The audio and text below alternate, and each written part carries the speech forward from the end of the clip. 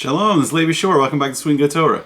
So it's a very interesting question. We're going to learn Parsha Bamidbar today. And the question is, how did all the nations of the world get flags? Where did this whole idea of flags start? So today we're going to talk about the degels, the degalim, and we're going to see how it all began, that nations got the idea of flags. So the Jewish people, they stood at Har Sinai, at Mount Sinai, on the 6th of Sivan, in the year 2448. And to give you some perspective, we're now in the Hebrew year of 5780. So it was interesting. So the Jewish people saw, the top of Mount Sinai was burning with a spiritual fire. And they saw the Shekhinah of Hashem rest on top of the mountain. And then they saw 4 divisions of these malachim, of these heavenly angels, and their 4 divisions, their army divisions. So we're going to get some help today from the Midrash Says by Rabbi Moshe Weissman. And it's really fascinating. So the Jewish people, they saw to the south side of Mount Sinai, to the right, they saw the Malach, the angel Michael, and his division of soldiers. And then his division of Malachim, of angels.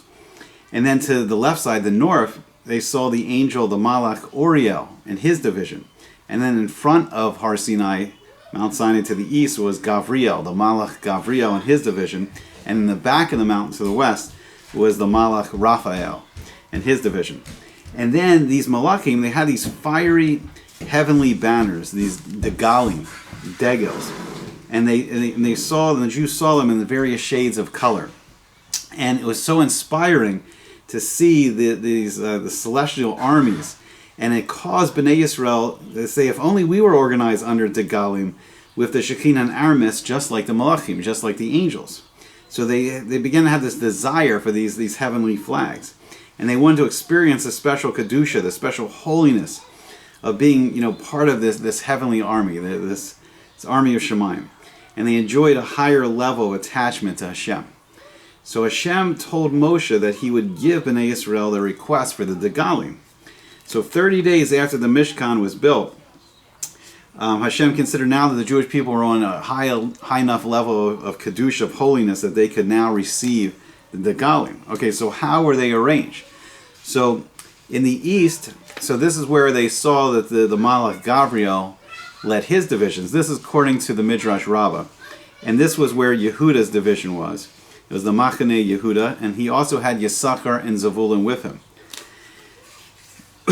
In the west, where they saw the Malach of Raphael, this was Ephraim's division, and under his degel was the 2 other Shvatim, the 2 other tribes of Menashe and Benjamin. And then in the south, where Michael, the Malach Michael with his division, this was now the division of Reuven, and he also had the tribes of Shimon and Gad with him. And then in the north, where they saw Uriel's division, this was the division of Dan, and he had Asher and Naphtali with him. Now it's interesting. The 4 main divisions are related to the 4 sides of Hashem's Kisei HaKavod, his throne of glory. And the images on the 4 degalim of these 4 leading tribes is exactly parallel to the images on the Kisei HaKavod, on Hashem's throne of glory. So for instance, Yehuda had the Aryeh, the lion, on his degel, and the lion is one of the images on the Kisei HaKavod. Ephraim had the shore, the ox, on his degel. Now Reuven's interesting because on the Kisei HaKavod itself, on the throne of glory, is the image of Yaakov Avinu, of Jacob. So Reuven had these plants called these dudayim. And the Mefarshim think that this is the mandrakes. And the interesting thing about the mandrakes are that the roots, it looks like a person. It has a little root system that looks like a person. And that's why they're called mandrakes. And Dan, he had the nesher, the eagle, on his degel. And I think there's also some opinions that he had maybe a snake. Okay, but we'll learn more about each individual one.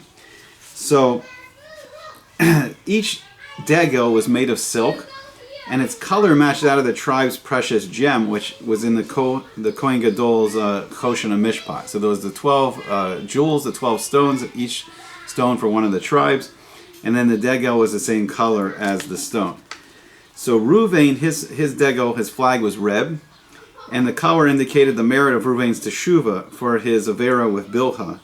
But Hashem will ultimately take revenge on Edom. And Hashem is pictured in the Nevuah of Yeshaya, of Isaiah, of appearing to Edom in red garments And this is symbolic of din, of judgment. So Reuven's emblem was the dudayim plants, and some, unfortunately, say this is the mandrake.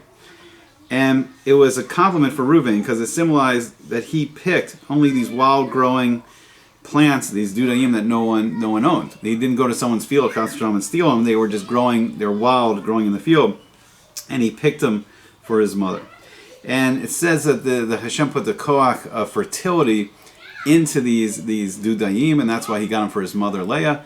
And then there's a famous story where Leah trades with Rachel, because Rachel wanted these dudayim because she hadn't had children yet. Okay, so then next flag is Shimon, and his flag was green, and it displayed a picture of the city of Shechem.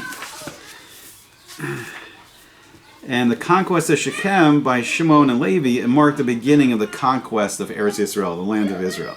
So this emblem encouraged Bnei Yisrael as they were about to enter the land under Yeshua ben Nun and conquer the land.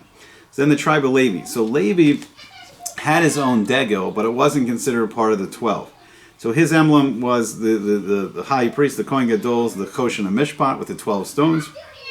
And its colors were 1/3 white, 1/3 black, and 1/3 red. And it hints to the greatness of the tribe of Levi. So white is the Tahara of the Levium, and they were free from Avera, free from sin both in Mitzrayim and Egypt and in the Midbar in the wilderness. The black signifies that to outsiders, Levium appear black as ravens. They had no worldly accomplishments to show. They were so engrossed in their Torah study. And red was the blood of the sacrifices that the Kohanim offered upon the Mizbeach, offered on the altar in the Mishkan and in the Beis HaMikdash in the temple. So Yehuda, his color was techeles, blue, and it was the picture of a lion. So the color and the emblem proclaim the tribe's royal status. The color blue is associated with the heavenly Kisei HaKavod, which has these blue sapphire bricks underneath it. And Yehuda was the earthly representative of Hashem's majesty, of his malchus, of his kingdom, his royalty. And the picture of the lion portrayed Yaakov's last blessing, in which he compared Yehuda to a lion, the king of the wild animals. So Yisachar's color was black on his dego, and his emblem was the sun and the moon. Since this tribe, the Shevet, was famous for its Torah study, its color was black, the same as Levi's dego. And the heavenly bodies indicate that the members of Yisachar, they were well versed in astronomy, and they were able to set the Jewish calendar. So Zavulun, his dego was white, and it was embossed with a ship. And Zavulun's portion of Eretz Yisrael was near the sea. And with the profits from his sea voyages, the people of Zavulun, they supported their fellow tribe of Yisachar, their brother Yisachar. So they let Yisachar learn through their riches of doing business.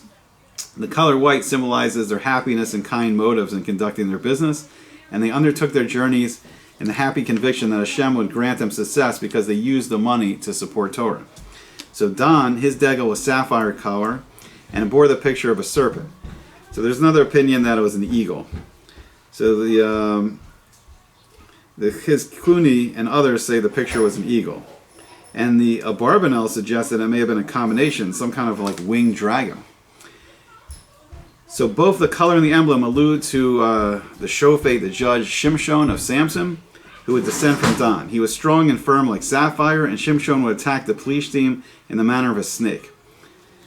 So God, his flag was interwoven of black and white threads, and pictured on it were military troops, in accord with Yaakov's prophecy that mighty warriors would descend from this tribe.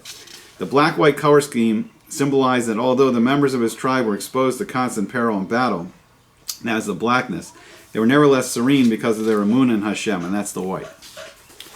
So then the tribe of Naphtali, his degel was of reddish purple, and resembled the color of diluted wine. And his symbol was the hin, the deer, to which Yaakov had likened him in his blessing. The reddish purple color hints at Torah, which is compared to wine. And rows of Torah students from this tribe sat and studied Torah from the mouth of the Sanhedrin. So Asher, his degel was pearl colored, and was embroidered in it was the picture of an olive tree. Asher was blessed with beautiful daughters who married kings and Kohanim Gadolim, and his daughters wore pearl necklaces as do women of noble rank. The olive tree represents Asher's portion in the land, which was blessed with olives, which they made the oil out of, to light the menorah in the Beis HaMikdash in the temple. So Ephraim, his degel was black and bore the picture of an ox, which symbolized Yeshua ben Nun, Joshua, who would descend from this tribe and whose strength was likened to an ox. Manasseh, whose degel was black, showed a re'im. This is a kind of a wild ox. And this alluded to the judge of Gideon, from the tribe of Manasseh, whose good deeds were likened to the beautiful horns of the re'im. And then finally, Binyamin, his degel was the colors of all the degalim and showed a wolf. And the Mizbeach of the Beis HaMikdash was located in Binyamin's portion. Through the sacrifices that were offered on it, it brought blessings to the entire people, which is suggested by the inclusion of the colors of all the tribes of Binyamin's flag. The picture of the wolf, too, alludes to the sacrifices that were snatched, consumed by the heavenly fire on the Mizbeach. So, Klal Yisrael, the 12 tribes, they had these beautiful degalim, these made of silk.